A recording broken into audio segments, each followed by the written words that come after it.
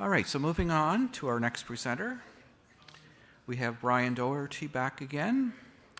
And Brian, this afternoon, will focus on how cover crop mixes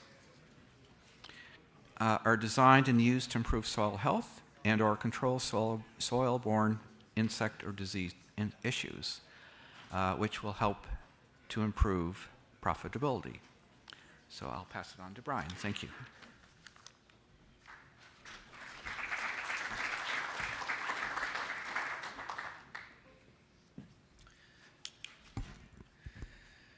Okay, so whose crazy idea was it to let me come up here a second time? Nobody wants to fess up after this morning, so it's his fault. Okay, yeah, we're going to talk about cover crops. So just kind of a catch-all general term for anything that can fill the ground, in between our cash crops. And I want to expand on that a little bit and even talk about some ways that maybe you can do this in your cash crop as well. So just kind of broaden it a little bit. I want you to think about cover crops differently. They're more of, we like to think of them as biological primers. Their job isn't just to prevent erosion.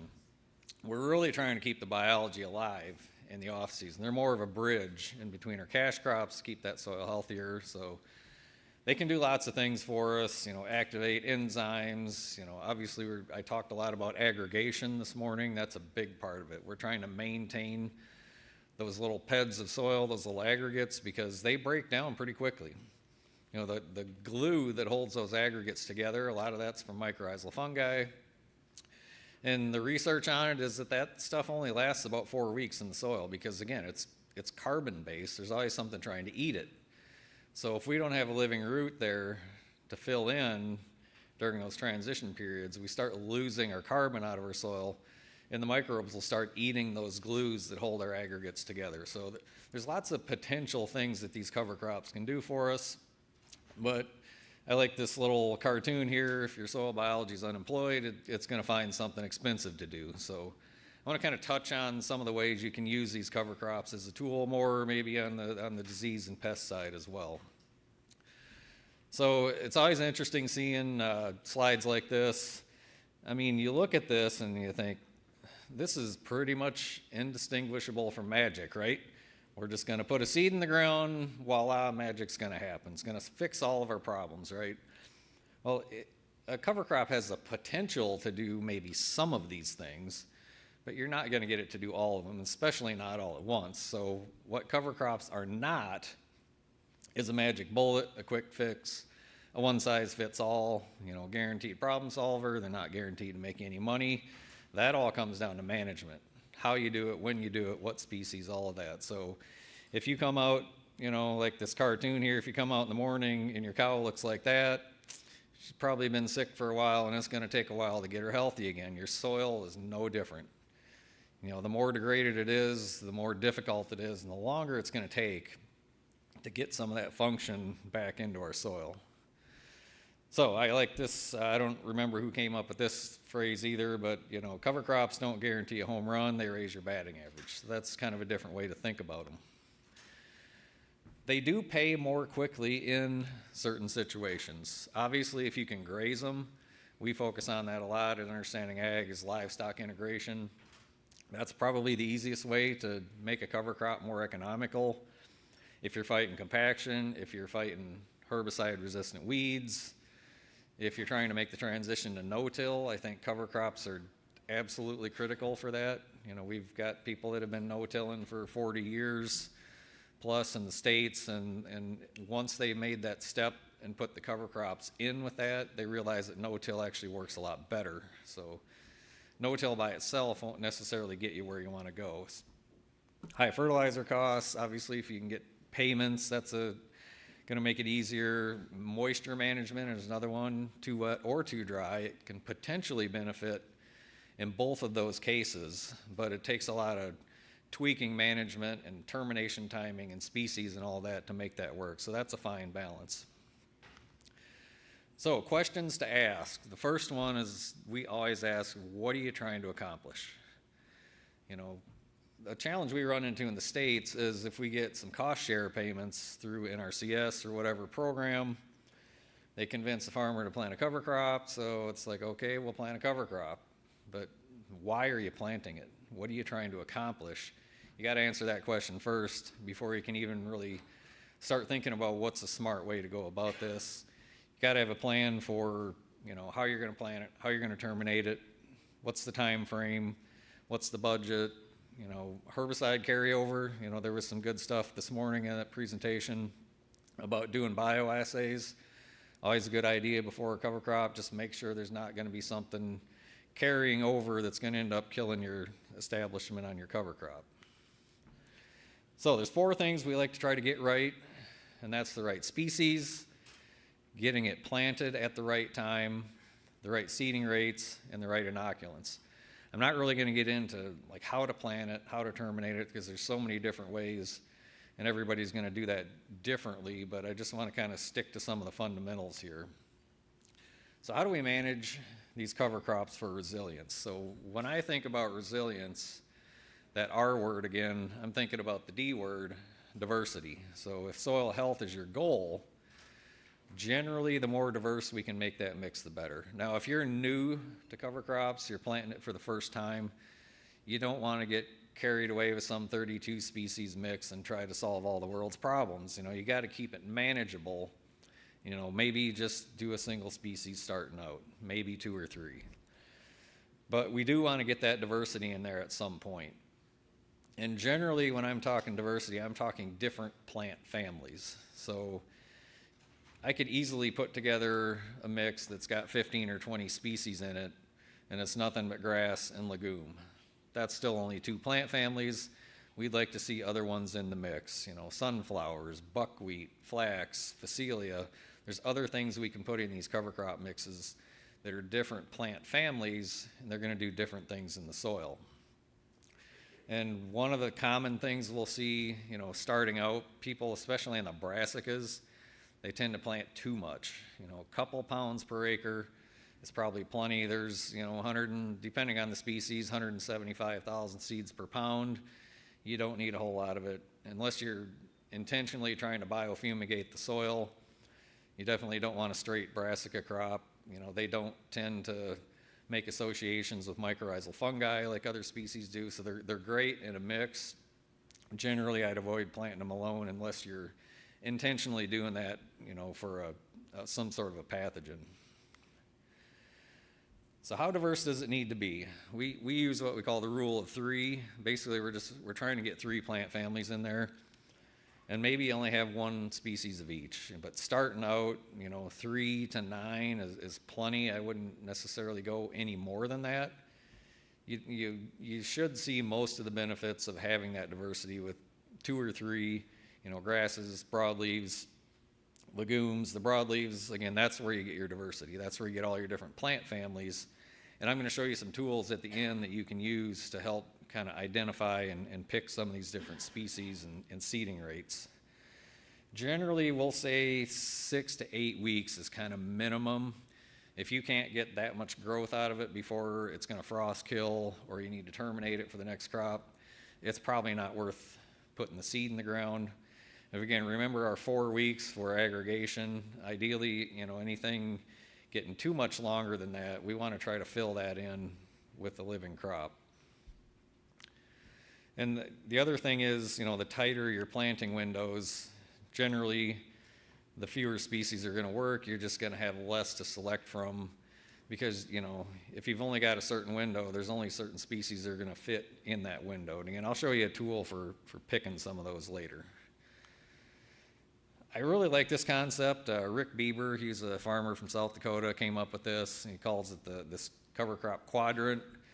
So what we're trying to do is mix and match here. So if your cash crop, for example, let's just say I'm going to grow corn, that's essentially a warm season grass. Well, my cover crop, I should think about what's on the opposite side of the quadrant here. One, I don't necessarily want to plant another grass into a grass. So think about a broadleaf or a legume, and then think about warm season versus cool season, flip-flopping those. So we want to try to use something different in our cover crop versus what the cash crop is. And then also, ideally, in that situation, you're not just going right back and planting the same cash crop again. We want some diversity in that rotation. So think about getting warm and cool season grasses and legumes or broadleaves somewhere in the mix, whether it's your cover crop or your cash crop. So thinking about nutrient cycling, carbon to nitrogen ratios are pretty darn important to pay attention to. So this is just an old graph from NRCS, Natural Resources Conservation Service in the States, looking at the carbon to nitrogen ratio in these different materials. So how many of you are kind of familiar with C to N ratios? So fairly well understood, but generally it's considered that somewhere in this 24, 25 to 1 range is considered ideal for microbes. And the reason for that, it's kind of interesting, is that comes down to soil respiration, again, that I talked about this morning. So if we're over that general range, 25 to 1, we can maybe expect nitrogen tie-up, and if we're under that, we might expect some nitrogen release. So the reason for that is because soil microbes, if you just take all your creepy crawlies in the soil and you put them in a blender and take an average, they're somewhere around 8 to 1 is roughly where they would come out. And again, taking a broad average here, you know, your bacteria respire more than fungi do, but on average, they're going to respire about 2 carbons for every one that they take in to build their bodies. So, you know, they're respiring 2, they're eating 1. You take your 8 to 1 times 3, that's where you get that 24 to 1 number. So that's kind of why that's considered, you know, to be a balanced diet for your microbes. So if I want my cover crop to provide nitrogen for my following cash crop, obviously I want to be somewhere down in this range. If I'm growing a legume, I might want to think about how do I get somewhere up in here, because I'm not necessarily trying to supply nitrogen ahead of a legume. So just thinking about what that looks like in the field, you know, obviously very high carbon to nitrogen ratio in this crop residue here.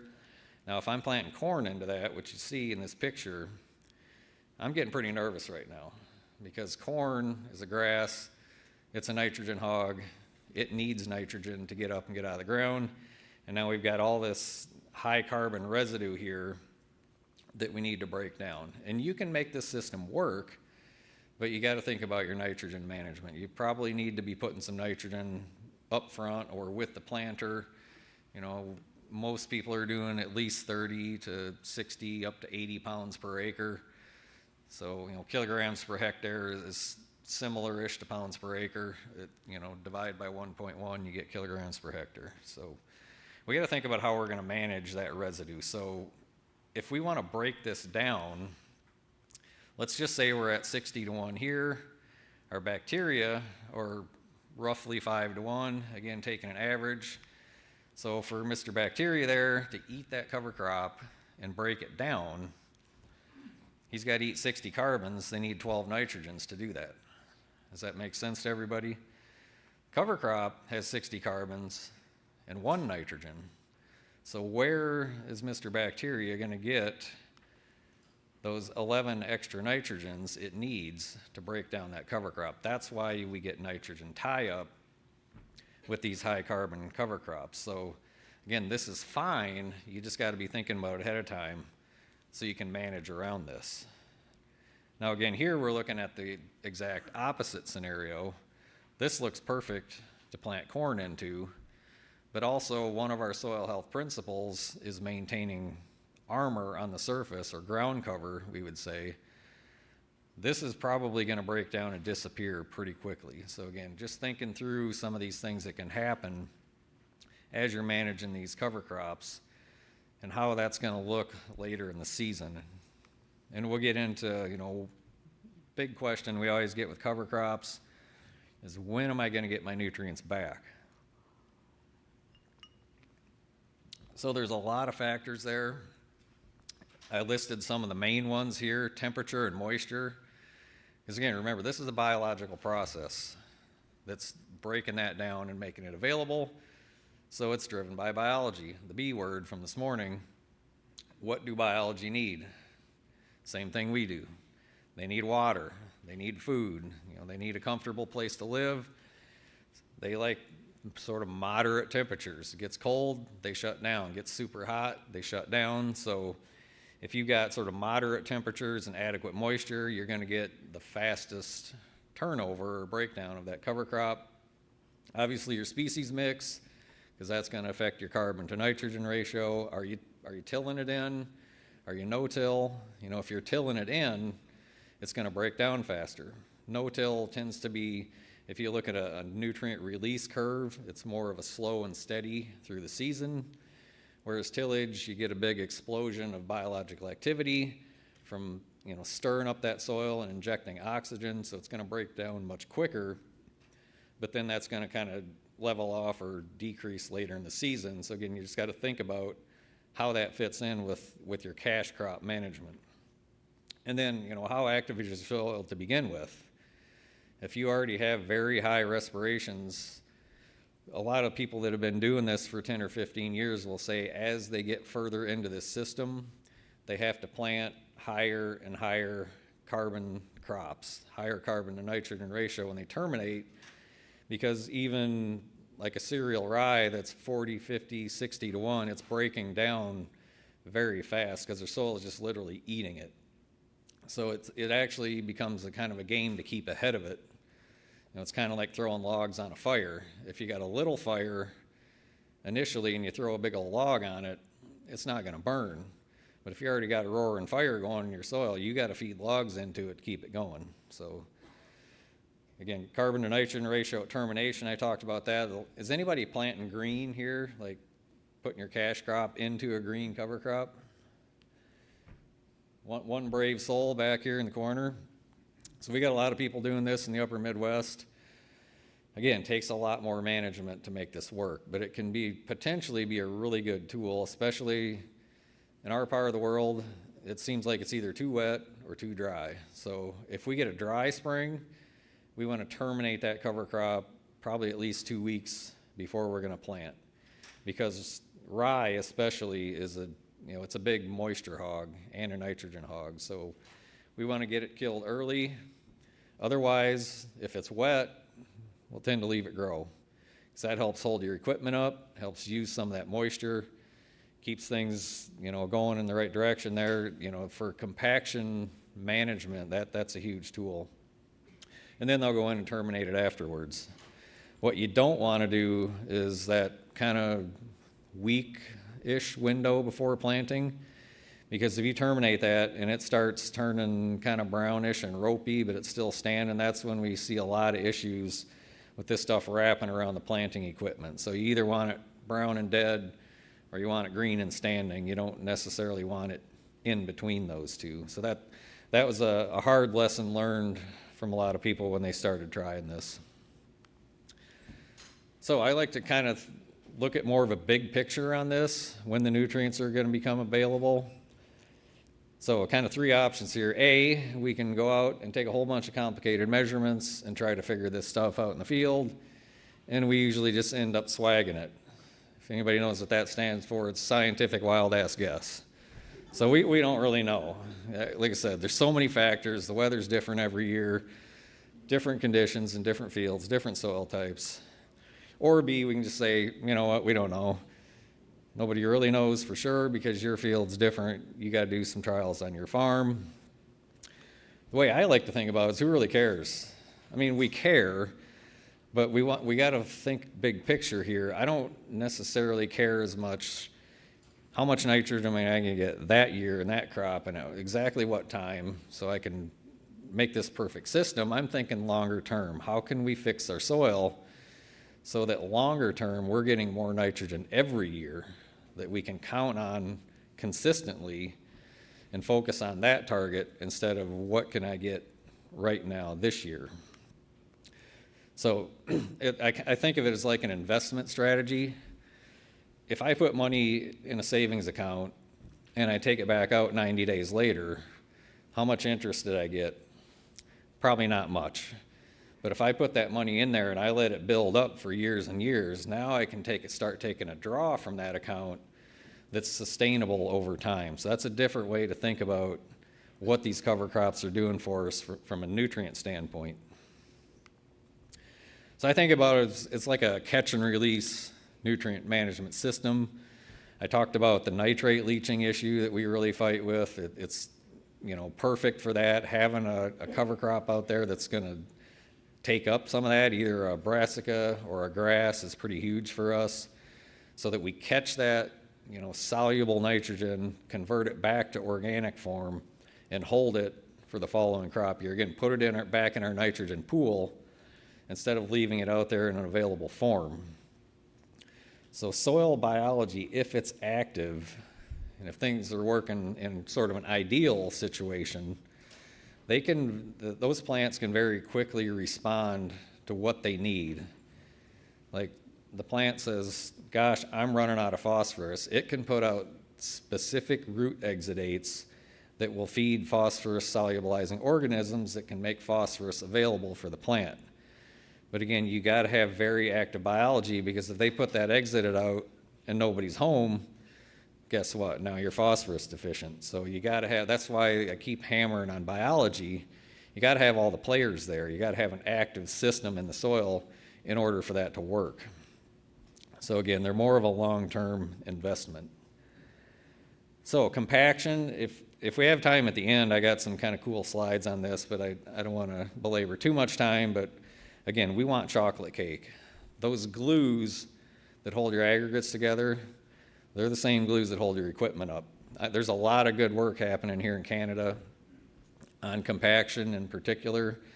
So you can find YouTube videos and whatnot on this, on managing wheel traffic and axle loads and tire pressures and all that stuff. I don't have time to get into that, but again, at the end of the day, we need living roots, and we need aggregates to really be able to withstand this modern, large, heavy equipment that we have today.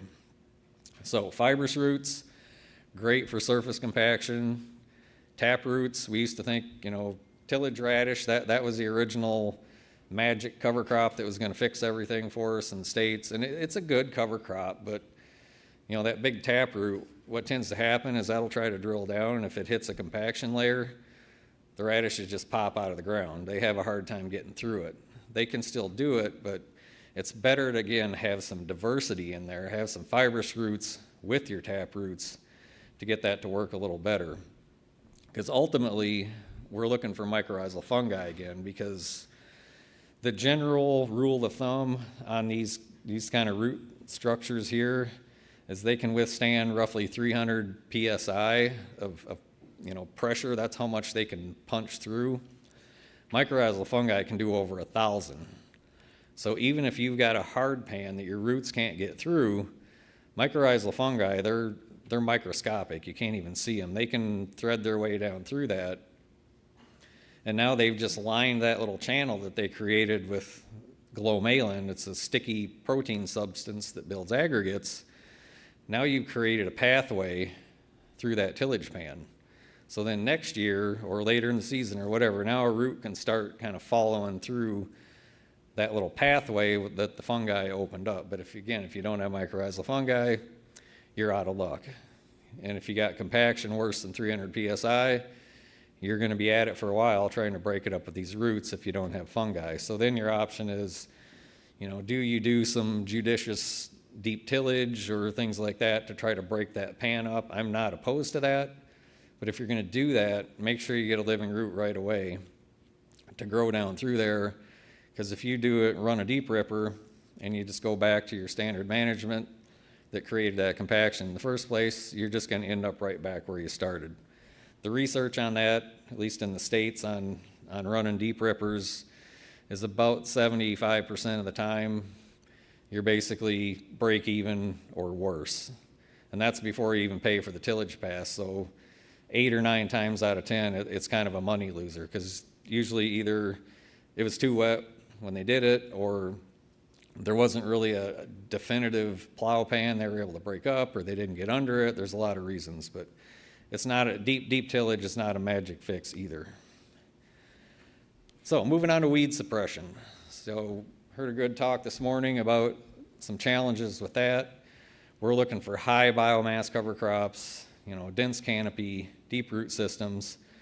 Some of these species are fairly allelopathic. Cereal rye is a good one. Some of your brassicas, sedan grass. Again, whether you can even use these or not depends on your context.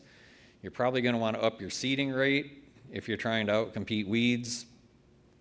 Plant fairly early, tight row spacings in your cash crop. And again, there's some species that are better or worse than others for this. We're fighting water hemp is a huge issue down our way, Palmer amaranth. There's areas you get further west. I've done a little bit of work in like Kansas.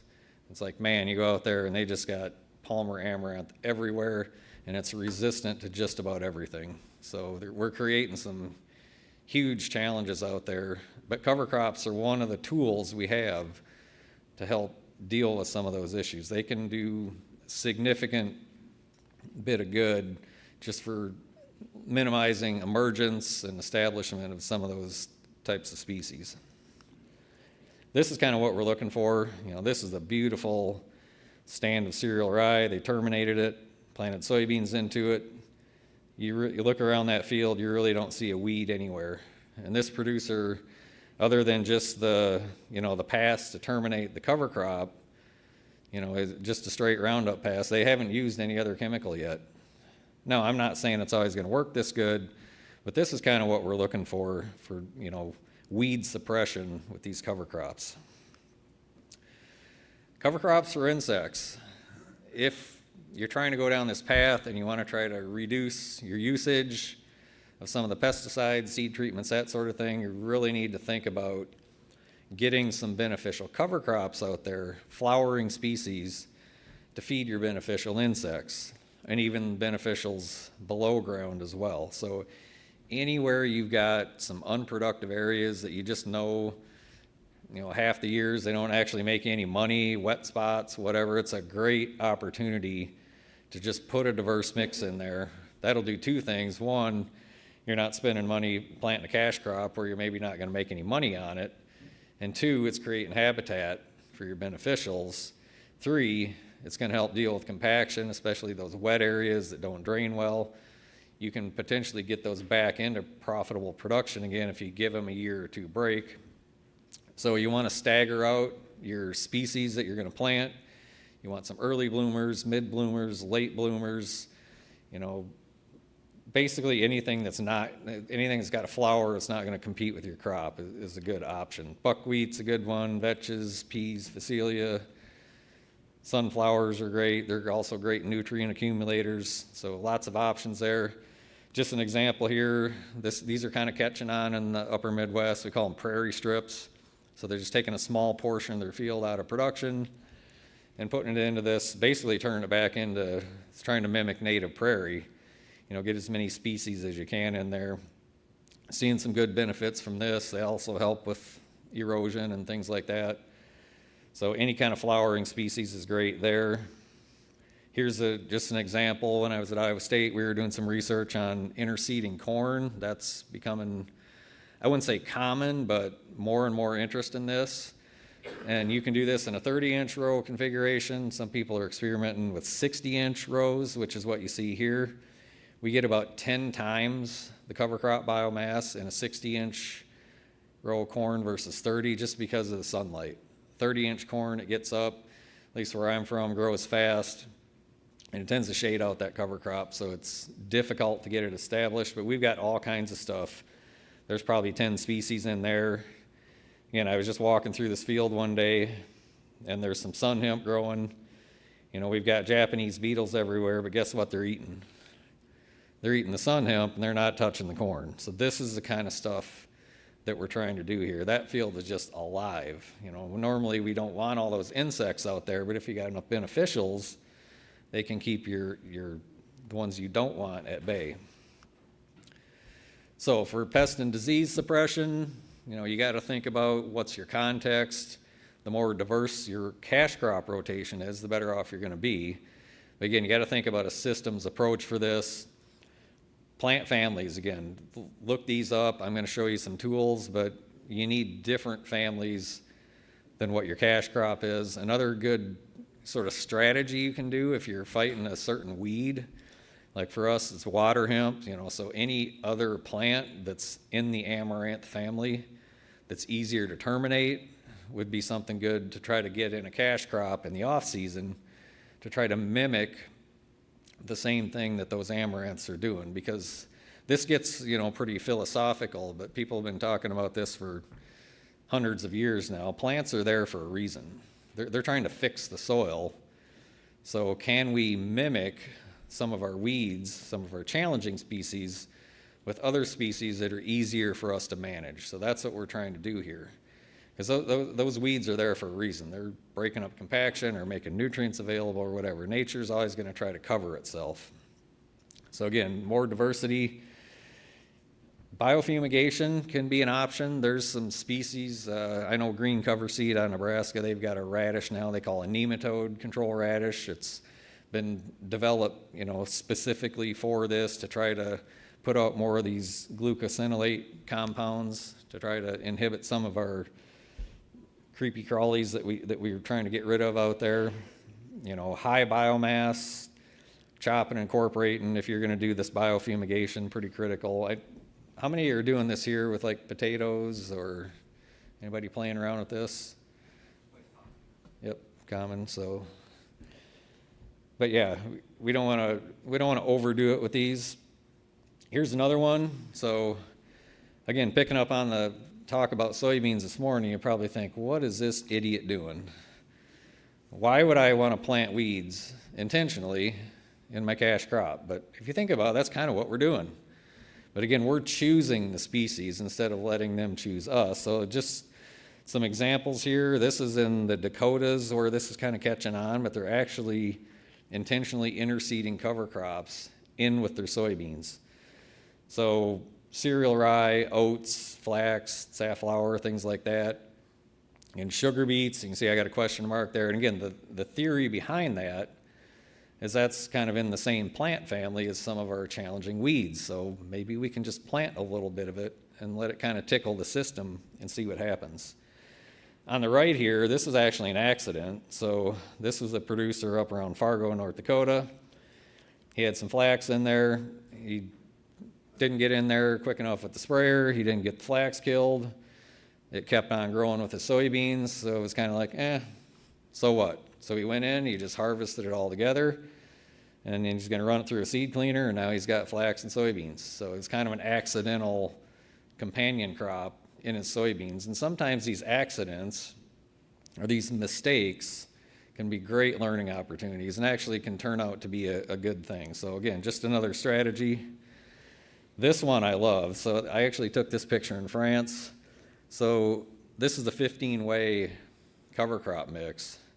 And you'd never know it looking at this picture, but his cash crop is actually growing in there. So what he's doing here is they do oilseed rape as an overwintering crop there. So he planted everything else in that mix designed to winter kill. So then next spring, it's all dead except for his rapeseed. And now he's got all this, much more spaced out plants, which normally you'd think, man, you're going to take a huge yield hit with that. But actually, when you give those plants room to grow and express themselves, now you've got all this surface armor to keep weeds down in between. They're getting just as good or better yields on their rapeseed with like 10 or 15% of the seeding rate. Look into SRI, sustainable root intensification, that got started in rice. People are applying that same concept to other crops. So again, just kind of neat ideas like this you can play around with. Potatoes. Full disclosure, I don't really work in potatoes. This is not my area of expertise by any means, but there's options here. I'm sure you all know more about this than I would, but obviously those grass-heavy cover crops, if you're dealing with wireworms, you want to avoid that. Again, think about species that are different from your potatoes, but with that kind of high disturbance system, obviously you got to dig them out of the ground. You're disturbing your fungi, so I think more of the key here is just what are you doing in the off season? Are you allowing enough time in that rotation for that system to recover and rebuild aggregates? Because you're always going to have a fair amount of disturbance with those potatoes. That's fine. it's part of the crop rotation, but what can you do in the off season, before, after, in those intervening years, to get that aggregation back into that system? So just kind of a different way to think about diseases and insects in general. A lot of these problems that we see, again, I'm going to hammer on aggregation again. A lot of them come back to just poor soil drainage, a lack of oxygen. You know, that tends to be where our disease problems show up. So let's address that underlying cause and make it a lot easier on ourselves fighting some of these issues. So, you know, disease, a lot of times that's a nutrient issue or nutrient deficiency in something that plant needs in order to function and build enzymes and make proteins and, you know, compounds that they use to fight off organisms. You know, and you've got soil like this on the left, you know, platy, compacted, just almost can guarantee you're going to have more problems than if you've got a soil like that one on the right. So just some economics quick here. I like to base these mixes on seeds per acre. A lot of people ask, well, how many pounds of this or that should I plant? If you got a single species, that's easy to answer. When you start mixing seed together, it's all over the board. It just depends on what's in the mix, how many seeds per pound, but we will usually start somewhere around 1 million seeds per acre. You know, that's about 23 seeds per square foot, and you can go up or down from there depending on what you're trying to accomplish. If it's going to be really dry, you know, you can go less. If you're after weed control, if you're going to graze it, things like that, you're going to want to go heavier. Again, keep the brassicas and some of those small seeded ones to a minimum. There's a lot of questions early on. Well, if I have 2 different seed boxes on my drill, should I put these in at different depths? Like, we want our smaller seeded stuff shallower. What we found is really it works best, just throw it all together and plant it all in the 1/2 to 3/4 inch range. Those bigger seeds will kind of open up that seed trench for the smaller stuff, and it seems to grow just fine. So I wouldn't get too concerned about trying to plant this stuff at separate depths. Just looking at what's there, so biomass tests are a great tool. This is just an example from one of our consultants. This was a beautiful cover crop. You know, you can see it in the picture there. You know, nice green lush. So not everybody's going to have this. This was almost, 6 tons of biomass per acre. But look at what's in that. 190 pounds of nitrogen, 76 of phos, 420 of potassium, pounds per acre in that above ground biomass. So you're going to terminate that and you're going to drop it all right on the surface. That's just like a pass with the fertilizer truck. So looking at the value of that, if you had to buy it, that's how much fertilizer is in that cover crop. Now, it didn't create any of this. Again, this gets back to our soil mining discussion or argument. Like, it's just pulling that stuff up from deeper and it's dropping it on the surface. It maybe did create some of the nitrogen if there's legumes in there, but Canadian, that's about $330 per acre. So we're talking real money here. I like to say the best input money can buy is a seed or a living root. So just think about what these cover crops are doing for you. Another quick example, this was on our farm where we're grazing. This was an 11-way mix we put in for sheep, and I was curious, what are these species actually doing? So I went out there and I sampled a bunch of them individually, and I did a tissue test. So the ones that are highlighted there, you can see which category was the highest. Look at the sunflowers. Again, just incredible nutrient accumulators. What if you want sulfur? A lot of sulfur deficiencies now. We don't get the free acid rain. It wasn't really free, but it's free sulfur. Well, look at the rapeseed. Maybe we should again, this is where you can design these mixes as an intentional strategy to target specific issues that you're having. So just adding that up, that was the cover crop the day I sampled it. Nothing impressive. $80 Canadian per acre, that's just NPK sulfur. That doesn't count all the micronutrients. I sampled the mare's tail just for the heck of it. What are our weeds doing? I was kind of disappointed. I spent all that money on mare's tail seed and didn't really do much. So. Okay, a few of you are still awake out there. Okay, real quick, resources. I'm out of time. check out this publication from Sarah. It's a free download. Lots of great information in there. You can just Google it and you can find that. NRCS, they have these cover crop periodic tables. You know, you just Google periodic table for cover crops, you'll find this one.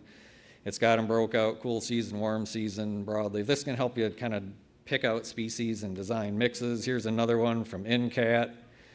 I like this. They've got them ranked from, you know, high to low on water demand. So if you're in a dry area, you can pick ones that are going to use less water. Super handy for putting mixes together. My favorite tool, probably hands down, is from Green Cover Seed in Nebraska.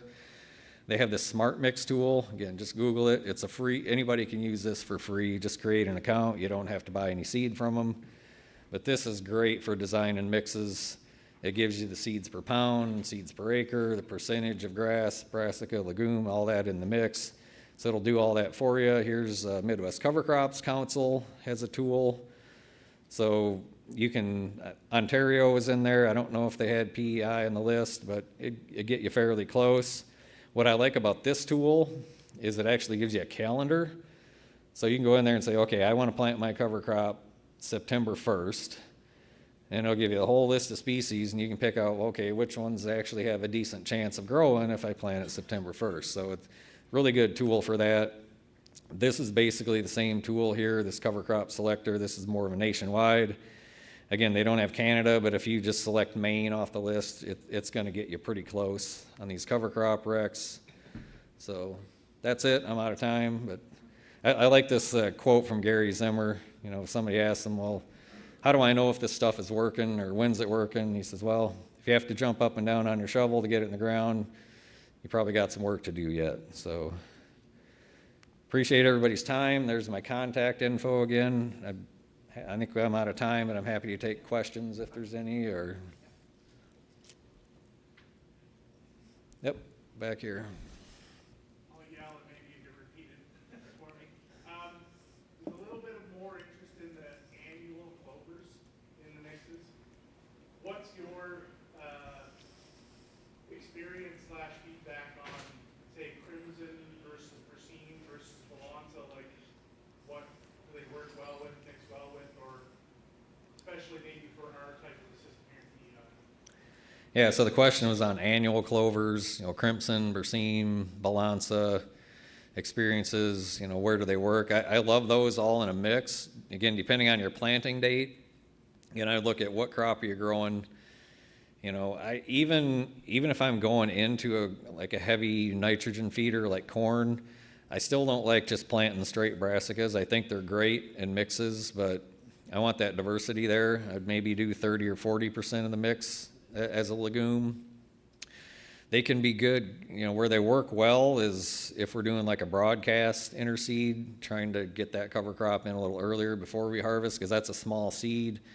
Tends to work a little better, germinate better if it's left on the surface versus being worked in or put in with a drill, so they're good for that. They're awesome in grazing mixes if you got livestock. Short growing seasons, again, if you can get it in, they're okay. You know, a lot of those are cool seasons. Balance's fairly cold tolerant, so if you're in a colder environment, that one would have a little bit more of a benefit. If you're planting something midsummer, I'd like to get some warm season legumes like a sun hemp or a cowpea or something like that. I would want some of those, but yeah. Differences between those three, I mean, they all have their place. You know, I think I showed the data there. The Crimson did a little bit better for us than the Berseem in that mix we had, but Balanza is very popular. I'd say a lot of people put that. It can really fix a lot of nitrogen. So I don't know if that really answered your question, but anything else?